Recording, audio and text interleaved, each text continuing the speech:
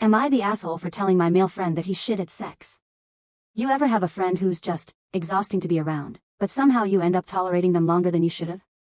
That was Jack. Jack was hot. Like the kinda hot that makes girls pause mid-sentence. He knew it too. He had this whole lad vibe, swagger, tattoos, cocky smirk, always flexing his body count like it was an Olympic record.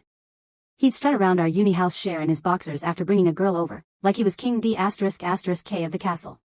I remember thinking, if you're so into this girl, why are you out here posing for us like it's a strip show instead of being with her?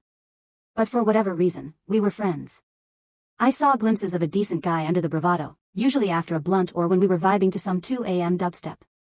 Still, most of the time he was just a walking ego. Then one night, after way too many drinks and one of those blurry nights where everyone crashes wherever they drop, we hooked up.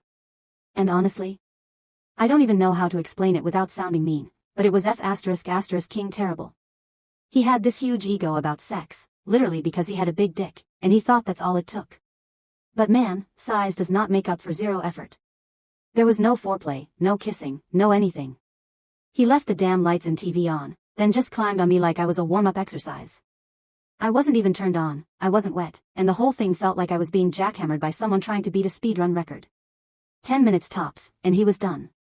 I was sore as hell the next day, not in a good way, and I didn't say anything because I just wanted to pretend it never happened. But Jack? Oh, he strutted around like he cared the soul out of me. We never hooked up again. Barely talked about it. I moved out not long after and we drifted apart, but we're still tangled in mutuals. I met my now husband a year after all that. We're married now, live in the States, and Jack. Still the same jackass. Still parading his sex life like it's a resume. And somehow, still embarrassing women like it's a game. Fast forward to the barbecue that started all this. We hosted a chill garden thing, just friends, some drinks, grilling, vibes. Jack showed up because of course he did. Starts going off about his latest conquests, cracking jokes at some poor girl's expense who was literally there. Then he turns to me and goes, "You can back me up, right? Tell the boys how fire I am in bed." I don't know what switch flipped in me, but I just snapped. I swear, the second those words left Jack's mouth, the whole garden went dead quiet. Like someone hit mute on the world. He was grinning like he'd just delivered the punchline of the century, expecting me to laugh and stroke his ego in front of all our friends. Instead, I looked him dead in the face and said, "Jack, you're shit at sex." Silence. You ever watch someone's soul leave their body in real time? That was Jack. I could practically see his ego shatter like glass behind his eyes. But I didn't stop there. I was already in it, and honestly, I was done letting him skate through life thinking he was God's gift to women just because he had a decent jawline and a big dick. So I told them. I told everyone what really went down that night years ago. I said it was the worst sex I've ever had. That there was zero foreplay, no care, no effort, just 10 minutes of awkward jackhammering while the damn TV played in the background. I even told them I didn't come. Not even close. The air got heavy. Jack started stuttering, trying to laugh it off like I was joking, but I just kept going. You don't have sex, Jack. You use girls for your ego. You don't know the first thing about actually making someone feel good. And then something wild happened.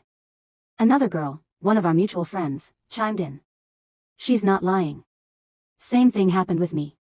She shrugged and took a sip of her drink like she'd been holding that truth in for years. Then another girl agreed.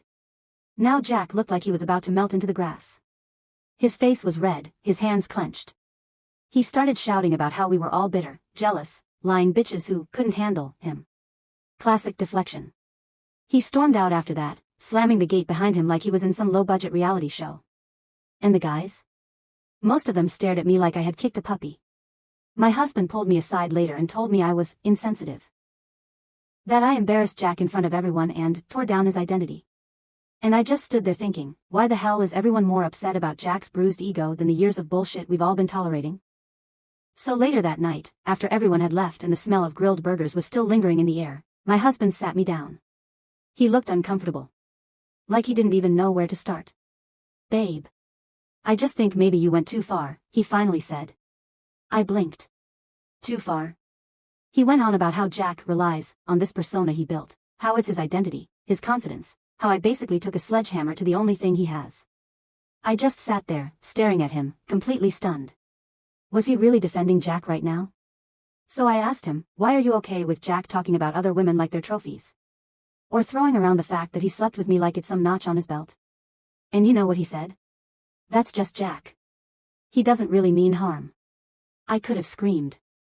I explained that I wasn't angry just because Jack made a dumb comment. I was angry because it was yet another moment in a long-ass list of moments where he publicly humiliated me, reduced me to a story, a sexual memory to brag about. And instead of standing up for me, my husband had just stood there. Silent. Like always. He looked guilty. Like it finally hit him. I told him this wasn't just about Jack. It was about all the times I smiled and laughed off being uncomfortable, all the times I let shit slide because I didn't want to make waves. But I was done with that. I told him flat out, if you're more worried about protecting Jack's fragile ego than defending your wife, then I don't know what we're even doing here. That hit him. Hard. We sat in silence for a bit. Then he admitted something I didn't expect. Jack had made comments about me before. In front of him. Disrespectful ones. And my husband, my supposed partner, had just laughed them off because it was easier than confronting him. I was livid. My face was hot, my chest tight. All this time, I thought Jack was just an old mistake in my past. I didn't know he was still dragging my name through conversations behind my back, with my husband right there letting it happen. I told him, point blank, if you keep choosing to stay quiet, I'll choose to leave. That night was a turning point. I saw my husband differently, not because I stopped loving him, but because I realized how much of myself I had swallowed over the years to keep the peace. And I wasn't doing that anymore. Not for Jack. Not for my husband. Not for anyone. I told him I was serious. I wasn't going to sit there and be humiliated in my own garden, at my own party, while the guy who treated me like a blow-up doll for 10 minutes got to stood around like he was some kind of sex god. And I damn sure wasn't going to smile through it while a bunch of boys from our circle called me a bitch or a slut just because I told the truth. Because let's be real, if a guy had said a girl was bad in bed, everyone would have laughed. Made jokes. No one would be blowing up his phone with names. But a woman says it. Suddenly we're vindictive, attention-seeking, bitter. The irony? I wouldn't have said a word if Jack hadn't dragged me into his little, lad, routine in front of everyone. My husband looked crushed. Maybe because he knew I wasn't bluffing this time. I'd already started distancing myself from that whole group, but now I was done. And I needed him to be done with them too.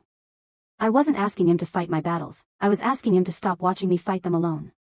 He apologized. And for the first time, it felt like he meant it, not just because I was angry, but because he finally got it. He told me he was embarrassed too, and that part of why he never spoke up was because Jack has always dominated the friend group. And yeah, that checks out.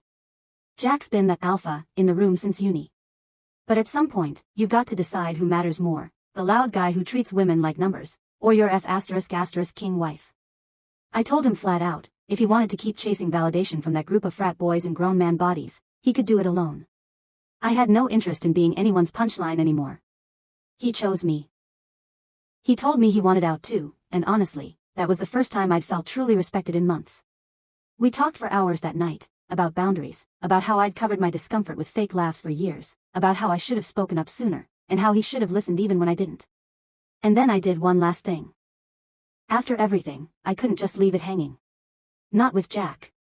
He'd embarrassed me for years, through subtle digs, sexual comments, bragging about sleeping with me like I was a gold star on his record. And even though I'd torn him down at the barbecue, deservedly so, I felt like he still didn't get it. He still thought he was the victim. So I messaged him. Not some emotional rant. Not angry, not defensive. Just the truth. Brutal and plain. I told him that yes, he had a big dick, congratulations. But size doesn't make you good in bed. It never has. You treat sex like it's a race to prove something. You don't listen. You don't check in. You don't care if the other person's into it or even enjoying it.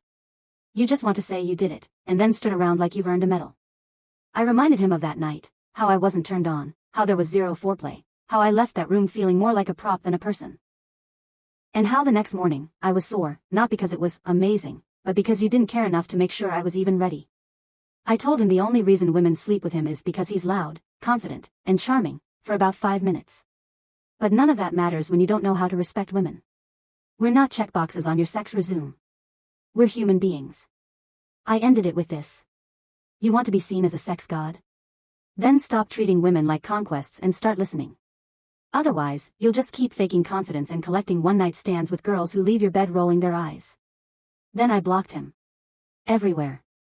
And I swear, the second I hit that button, something shifted inside me.